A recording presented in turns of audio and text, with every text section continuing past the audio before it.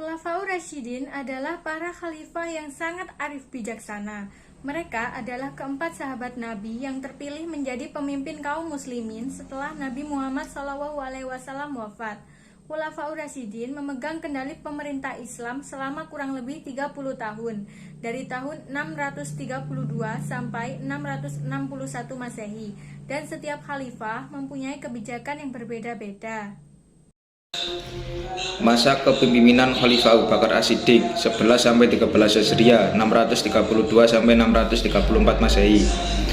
Abu Bakar menjadi khalifah pengganti yang pertama, merupakan hasil kesepakatan dari suatu pertemuan di Balai Bani Saidah. Kebersalaman masa kepemimpinan Abu Bakar juga diwarnai oleh berbagai bentuk perilaku menyimpang dari ajaran yang disampaikan oleh Rasulullah SAW. Bentuk tantangan dari proses perkembangan Islam yang lahir pada masa kepemimpinan Abu Bakar.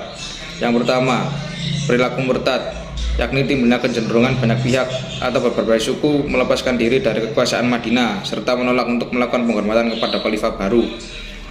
Munculnya nabi-nabi palsu, yakni keedaran pihak-pihak yang menganggapnya dirinya nabi setelah kepergian Rasulullah SAW, padahal dalam ajaran Islam beliau adalah nabi terakhir.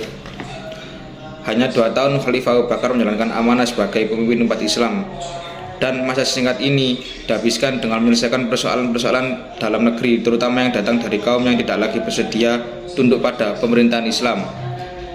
Khalifah Abu Bakar meninggal dunia pada Senin 23 Agustus 624 Masehi dalam usianya yang ke-63 tahun, dan kekhalifahannya berlangsung selama 2 tahun, 3 bulan dan 11 hari.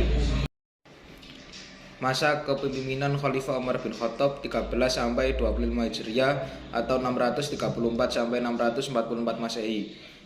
Berbeda dengan proses pengangkatan khalifah pendahulunya Abu Bakar, justru terpilih melalui pemberian wasiat. Kutipan tersebut menunjukkan bahwa proses pengangkatan Umar bin Khattab menjadi khalifah dilakukan melalui penunjukan langsung dari khalifah sebelumnya. Sejarah mencatat bahwa masa kepemimpinan Khalifah Umar merupakan episode baru bagi perkembangan Islam. Bahkan sukses kepemimpinannya telah menorehkan kisah kemajuan dunia Islam.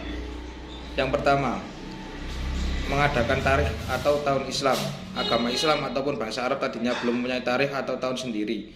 Maka tindakan Umar ini sungguh tepat sekali sebagai pangkal darinya kejadian sangat penting, yaitu saat umumnya Islam menjadi agama dunia. 2. Perluasan daerah.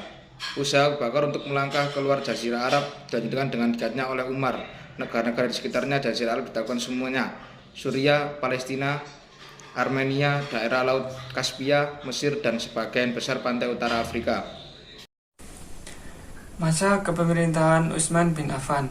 Utsman bin Affan memerintah pada tahun 644 sampai 655 Masehi. Di masa kepemimpinan Utsman, umat Islam mengalami era paling makmur dan sejahtera. Wilayah Islam diperluas hingga ke Tripoli, Armenia, Turkistan, dan Siprus.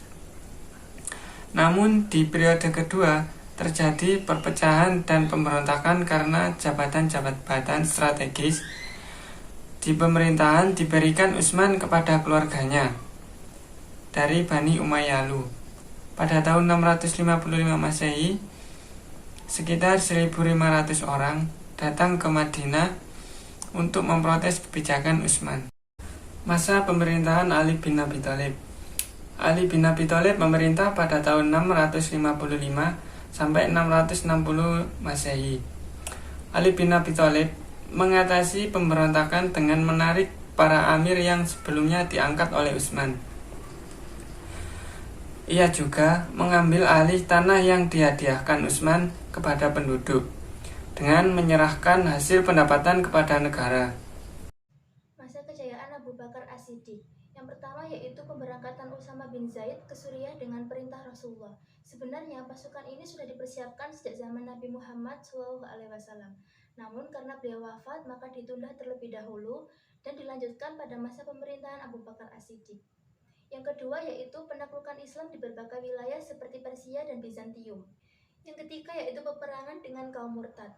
Orang Arab melepaskan kesetiaan mereka dan mereka tidak mau mendukung khalifah yang baru, sehingga mereka menolak ajaran Islam seusai Rasulullah wafat. Mereka beranggapan bahwa perjanjian mereka dengan Rasulullah bersifat pribadi. Selanjutnya yaitu masa kejayaan Umar bin Khattab, yaitu melakukan pengembangan di bidang perekonomian, menstabilkan politik dan pemerintahan, dan juga melakukan pengembangan di bidang ilmu pengetahuan. Masa kejayaan Utsman bin Affan yaitu melakukan pembukuan terhadap Al-Quran, merenovasi Masjid Nabawi, dan membentuk armada angkatan laut. Sementara itu masa kejayaan Ali bin Abi Thalib menjadi pemimpin armada perang, membenahi keuangan negara, dan memajukan ilmu bahasa. Peristiwa penting pada masa kekuasaan Abu Bakar. 11 Hijriah Rasulullah wafat, 12 Hijriah Perang Ridha, 13 Hijriah Perang Yarmuk, 13 Hijriah Abu Bakar wafat. Peristiwa penting pada masa kekuasaan Umar bin Khattab. 14 Hijriah Penaklukan Damaskus, 15 Hijriah Perang Qadisiyah, 17 Hijriah Penaklukan Persia, 20 Hijriah Penaklukan Mesir, 21 Hijriah Perang Nawahat, 23 Hijriah Penaklukan Khurasan Persia. Beberapa peristiwa penting pada masa kekhalifahan Utsman bin Affan.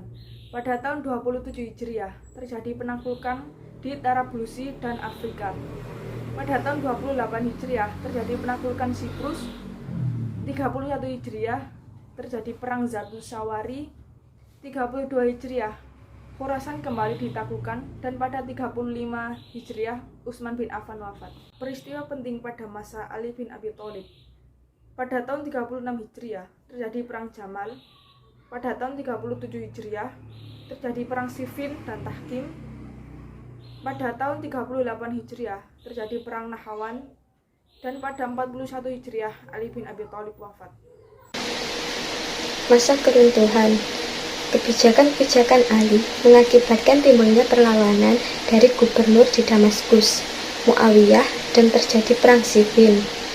Kemudian timbul golongan ketiga yang mengakibatkan ujung pemerintahan Ali bin Abi Thalib. Umat Islam terpecah menjadi 3 kekuatan politik, yakni Muawiyah, Syiah atau pengikut Ali, dan Khawarij atau orang-orang yang keluar dari barisan Ali. Peninggalan Ali bin Abi Thalib, jabatan kekhalifahan dipegang oleh anaknya yaitu Hasan selama beberapa bulan. Karena Hasan adalah pemimpin yang lemah, maka Muawiyah menjadi penguasa absolut dalam Islam. Dengan demikian, berakhirlah masa Khulafaur Rasyidin dan dimulailah Bani Umayyah.